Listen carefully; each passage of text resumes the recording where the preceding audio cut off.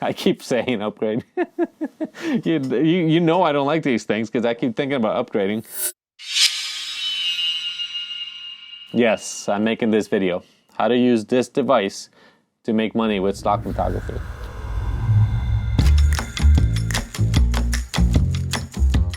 If you follow my channel, you probably know that I don't recommend using these things, but I also know that not everybody has a camera. So when you're starting out, if this is all you have, or if you have nothing more than a point and shoot, you can start. Just know that it's gonna be a little bit more work. And if we focus on where these things work best, then you're not gonna waste so much time. So let me help you out and give you some tips and some pointers to maybe steer you in the right direction and help you start making some money so that you can upgrade your gear.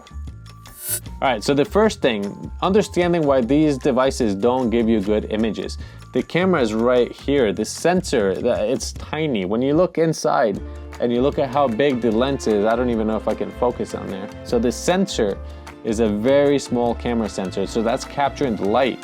It might have 20 megapixels, 50 megapixels, or 100 megapixels, but that sensor that's working is very small, and that's where these phones have issues. The best thing to do with a small sensor, whether it's a point and shoot camera or one like this, is to have light, and I'm talking bright light. This is not bright enough.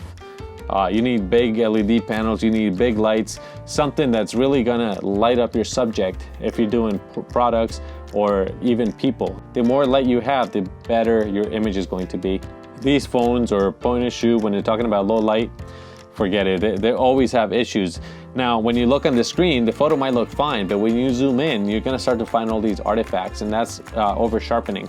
The best way to overcome that is to use an app. Download, there's different apps there that can let you use your phone in raw or manual mode, or both.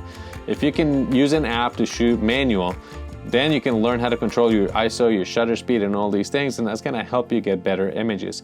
If you let your phone do everything for you, chances are it's not gonna choose the settings that will give you the best quality image. The next pointer is to focus on the areas of stock photography where quality doesn't matter.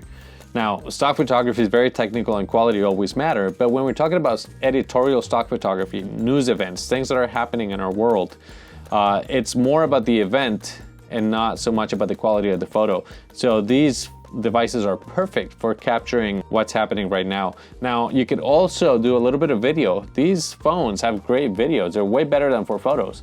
So if you could do a 10-15 second clip of an event attached with the photo, at the same time that you're doing photos, do some video, try to keep it steady, then you're gonna have more chances of selling photos and video and start saving up some money to upgrade.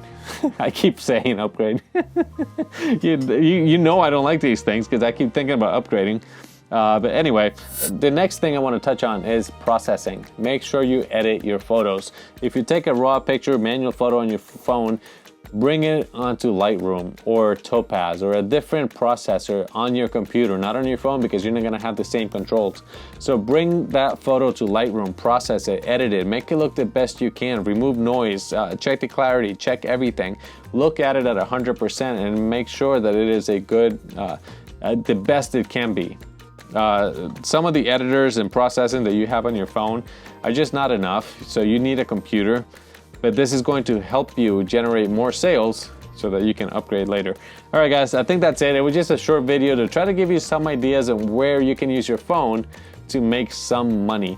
Like I said, I don't recommend it. I think this is a lot more work, but not all of us have a camera. So if you're just now getting started, learn photography with this, apply everything you know, and then as you start to generate some income, then you can decide what to do from there. So thank you very much for watching. Don't forget to like and subscribe, and I'll see you in the next video. Bye.